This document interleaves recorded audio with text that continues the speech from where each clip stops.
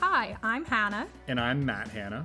We're Horror Hour with the Hannahs, a married couple who love digging into the guts of horror movies. Literally and figuratively. Whether it's new releases or cult classics, on our podcast we break down the scares, themes, and hidden messages with just the right amount of love and humor, with some occasional bickering. So grab your popcorn and your emotional support blanket and join us Wednesdays for a spooky good time with Horror Hour with the Hannahs. Available wherever you listen to podcasts. Subscribe today, if you dare.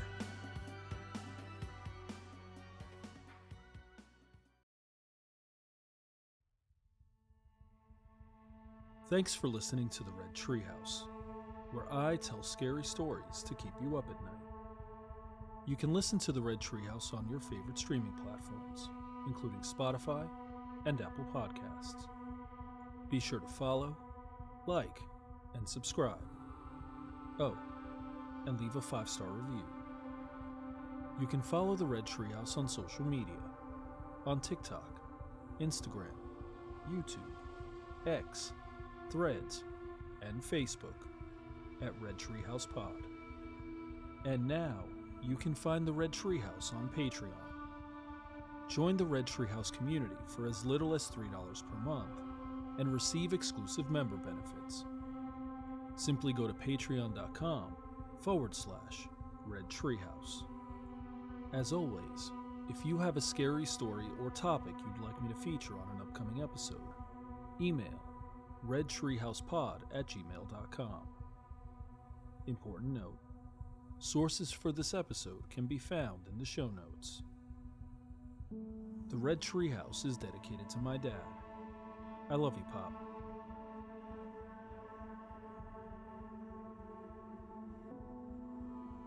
Let's start with a few questions. Is it possible for us to tell the future? Can we somehow tap into some unseen force or energy and know what's going to happen before it does? For as long as human beings have been around, they've tried to do this, maybe to ease anxieties, offer comfort, or make money. Perhaps the most famous prognosticator is Nostradamus, who in 1555 wrote a set of 4-line predictions called quatrains. Believers claim he accurately predicted major historical events like the French Revolution, the rise of Napoleon and Adolf Hitler, and the 9/11 attacks. Skeptics disagree entirely. We'll explore the prophecies of Nostradamus in an upcoming episode of the Red Treehouse. But what about everyday people who aren't world-renowned? Much like you or me, who get a nudge, or feel a thing, or have dreams that point us to things that do, in fact, happen. In 1993, John and Nancy Bosco were found murdered in their home in Ferndale, Montana. They'd been shot to death while they slept in their beds. In some ways, there's nothing extraordinary about this tragedy. Except, after the murders were committed, and the trail went cold, John's mother Toni brought in a psychic who may have helped solve the case.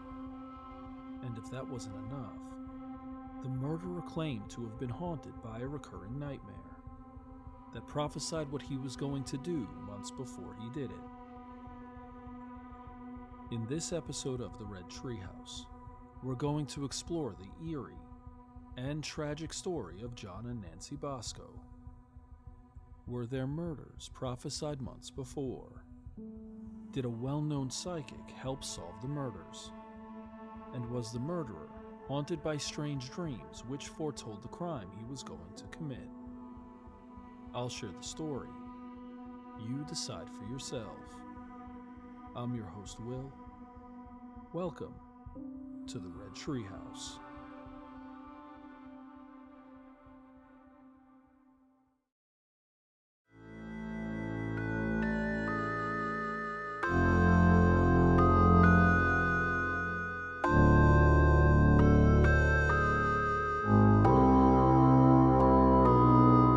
The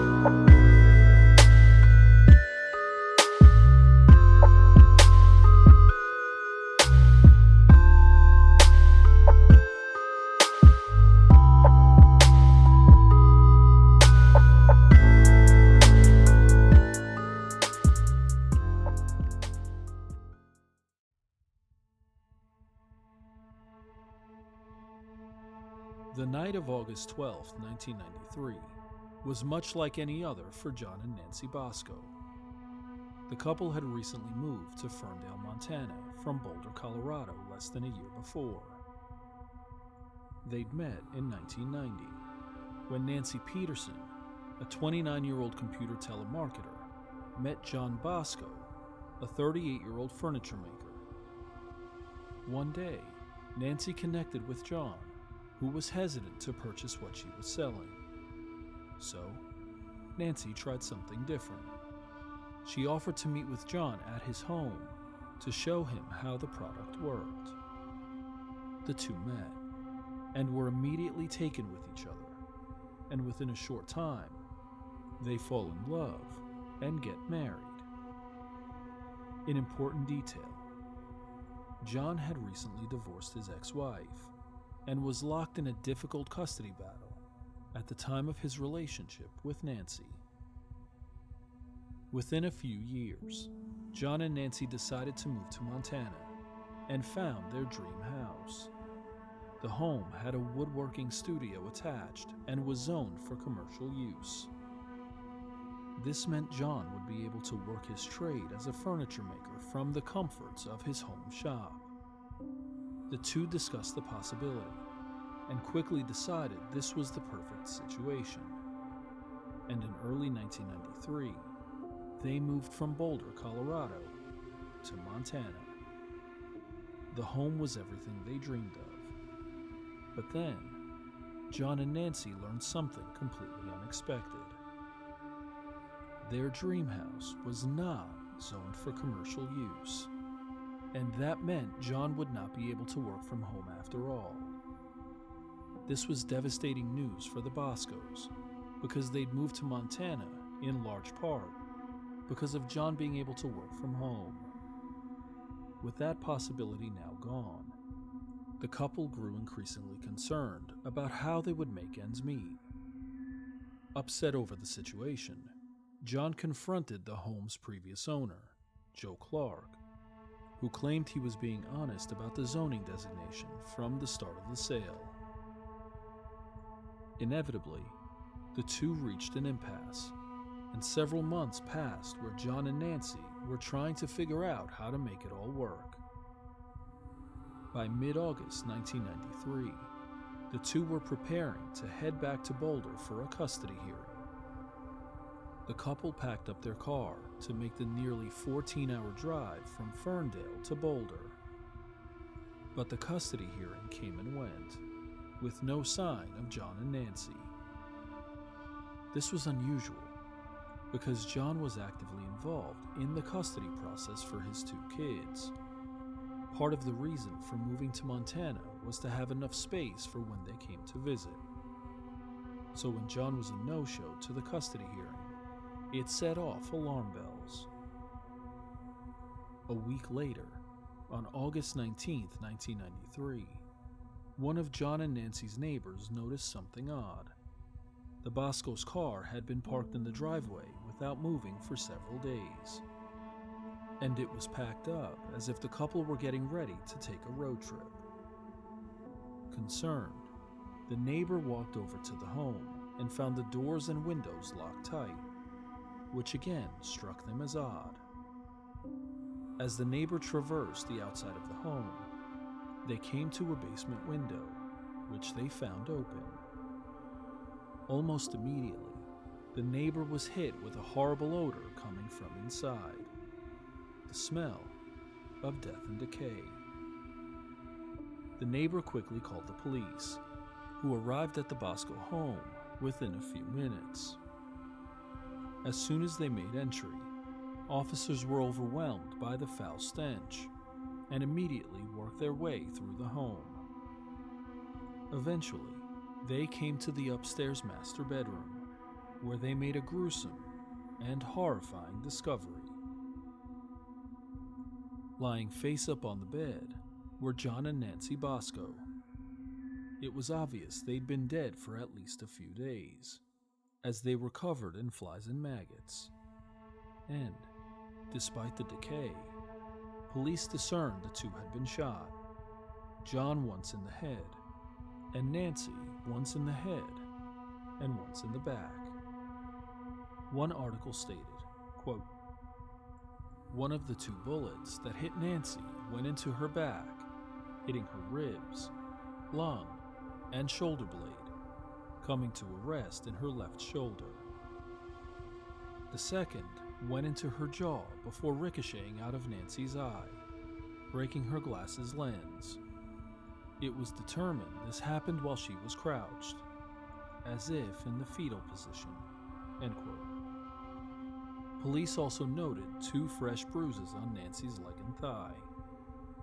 While researching, I came across the possibility it was initially suspected the deaths were the result of a murder-suicide, as John's body showed signs of greater decay. Something interesting. Nancy Bosco was found face up on the bed, with a pillow covering her head. Police determined it was placed there after she was already dead, as the pillow did not have any bullet holes, and they didn't find a gun at the scene. This staging of her body and the missing murder weapon helped police determine it wasn't a murder-suicide, but rather a double homicide.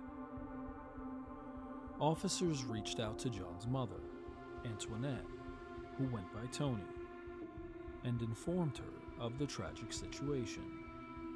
She was told the killer likely broke into the home through the open basement window, turned off the power to the house, and cut the phone line to prevent them from calling 911. Then, the killer moved quietly upstairs to John and Nancy's bedroom. Something interesting. Police were unable to uncover a single fingerprint and noted nothing was stolen from the home, making it difficult to establish a potential motive. Police worked quickly to establish a list of suspects, including John's ex-wife. Remember, they were locked in a difficult and bitter custody dispute, but she was quickly ruled out. Then, detectives discovered the feud between the Boscos and Joe Clark, the home's previous owner. As a suspect, Joe fit a few markers. He and John had been arguing about the zoning designation of the house, and there was the possibility John would file a lawsuit in civil court, making the murder financially motivated. Except here's the thing. Though Joe Clark fit their initial theory, there was nothing connecting him to the murders of John and Nancy Bosco. Police were forced to go back to the drawing board. Devastated, Toni Bosco flew to Montana and viewed the crime scene. One article, which included an interview with Toni, stated, quote, "The first thing my sons and I did was go up the stairs to the bedroom where our loved one had been murdered. The room was still marked with their blood." End quote. Days turned to weeks, and weeks turned to months with no leads, suspects, or clue about where to go next. 2 months after the murders, in October 1993, and with no answers in sight, Toni Bosco was desperate. And grasping for hope, she reached out to Dannion Brinkley, a well-known psychic, for help. Dannion Brinkley claimed to receive psychic powers after he was struck by lightning while on a phone call. One article stated, quote, "On September 17, 1975, 25-year-old Dannion Brinkley was on the phone with his friend Tom in his Aiken, South Carolina home when he was struck by lightning and literally thrown across the room. Over 180,000 volts of electricity was shot through his body. End quote. Brinkley claimed to have been clinically dead for nearly 30 minutes before miraculously being resuscitated. In the ensuing years, Dannion gained notoriety for allegedly making 117 accurate predictions, including, quote, Ronald Reagan's election, the fall of the Soviet Union, and the Gulf War, end quote. Toni Bosco and Dannion Brinkley met in October 1993 in a hotel room, where Dannion Brinkley reported being taken back to the night of the murder. Here's the information he provided Toni. He claimed to have witnessed the crimes through the killer's eyes, climbing in through the bathroom window, firing 4 shots at John and Nancy, 3 of which struck their intended targets, and putting the pillow over Nancy's head. In and of itself, these details are disappointing, because everything Dannion told Toni she already knew, and had already been reported in the newspapers.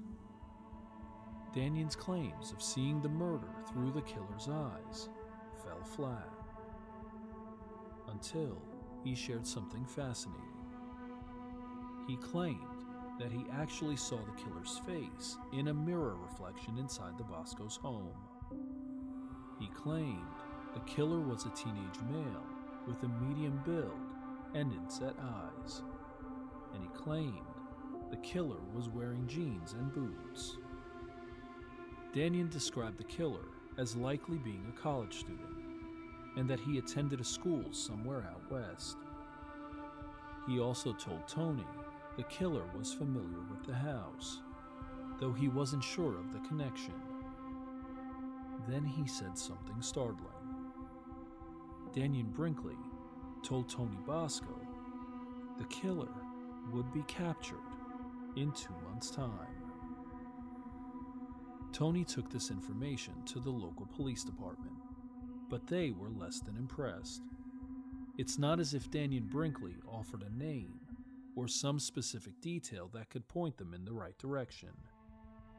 He simply pointed to a male, teenage college student with a medium build, inset eyes, wearing jeans and boots, and who was familiar with the Bosco's home. This was hardly enough information to pursue as a lead or identify a potential suspect. Whatever hope Toni felt after meeting with Dannion Brinkley soon turned to disappointment. More time passed without so much as an update on the case, until December 7th, 1993, when she received a call from a Montana sheriff.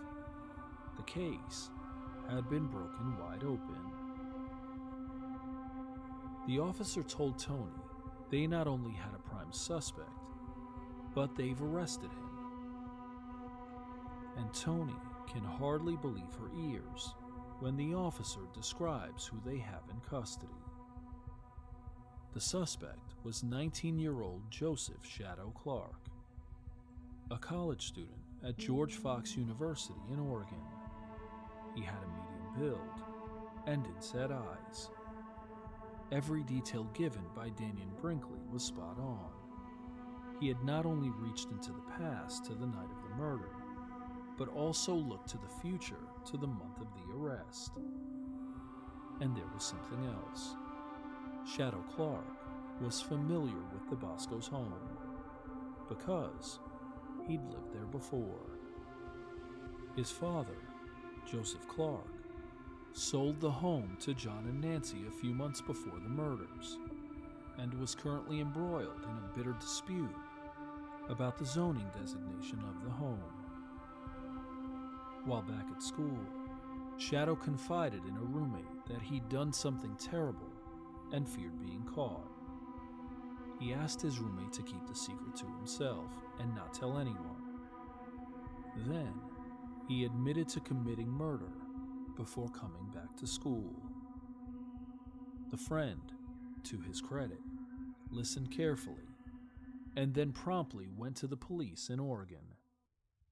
When officers went to pick up Shadow, they were surprised. There was nothing about him that indicated he'd brutally murdered 2 people just months before. After being extradited to Montana, Shadow was questioned by police, and he wasted no time in confessing to the crime. When they asked about the murder weapon, Shadow told them he'd given it to a friend in a nearby town. And sure enough, when the police obtained the gun, it was a perfect match. Something interesting, Shadow actually turned over 2 guns to police: the murder weapon he'd given to a friend, and John Bosco's gun, which he'd hidden in a trumpet case in his room. When asked about his motive for killing John and Nancy, Shadow didn't have an answer. Then, he told them something eerie. For months before the murders, he'd been having a recurring nightmare where he murdered people and raped women without faces. In the weeks and days leading up to the murders, Shadow's dreams terrified him because they now involved his childhood home. In the nightmares, Shadow broke into the Bosco's home and murdered John and Nancy. The nightmares felt so real, he often woke up wondering if he'd actually committed the murders. On August 12, 1993, the night of the murders, Shadow claimed the nightmare was especially strong. He reported hearing a voice compelling him to go to the Bosco's home, cut off the power and phone line, and shoot John and Nancy. He did as the voice told him, and woke up the next morning, wondering if it was real or not. It wasn't until he heard the news about the murders that he realized what he'd done. When police asked how the murders were committed, Shadow reported he shot John first and Nancy second. After hearing the first shot, Nancy likely reached for her glasses, which Shadow mistook for a gun. That's when he shot her in the back. Then he shot her again, this time in the jaw, and placed a pillow over her head. Shadow revealed one final detail. He may have touched Nancy inappropriately after he committed the murders. Joseph Shadow Clark was charged with 2 counts of first-degree murder and faced a possible death sentence. Initially, he pled not guilty to the murders, but eventually changed to a guilty plea to avoid the death penalty. He was convicted and initially sentenced to 220 years, with parole eligibility after his 60th birthday.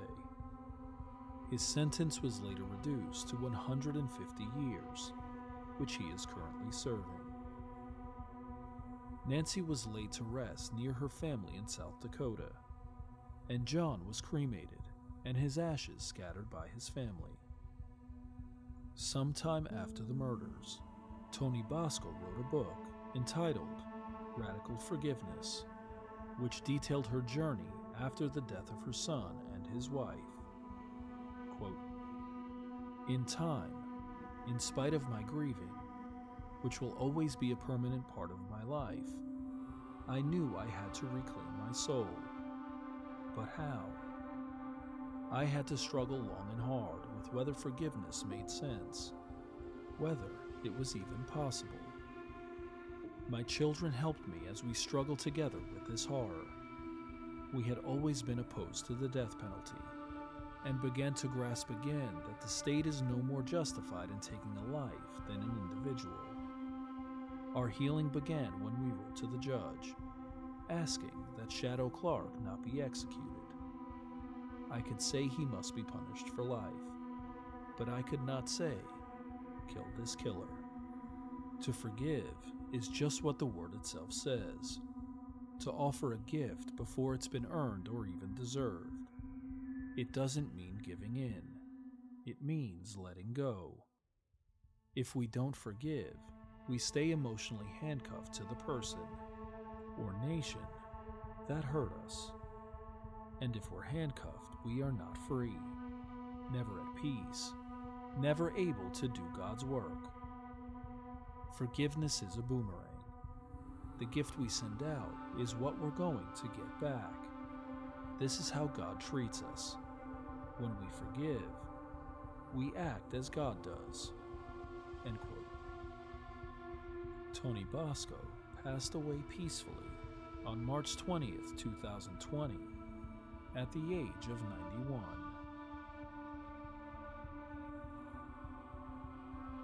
I'll admit, this story leaves me feeling sad for everyone involved, especially the Boscos and their families.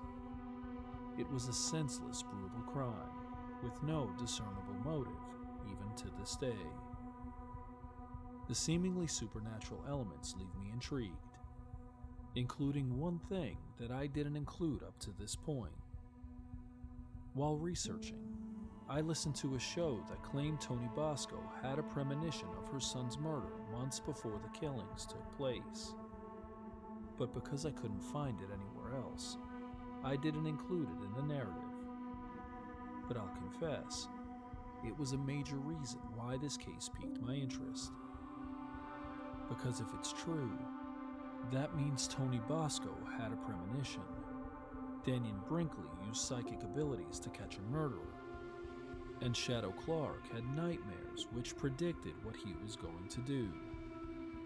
And truly it's terrifying to think about, because it makes you wonder if the murders could have been prevented altogether. As we close this episode of the Red Treehouse, we're left with these lingering questions. Is it possible for human beings to tell the future?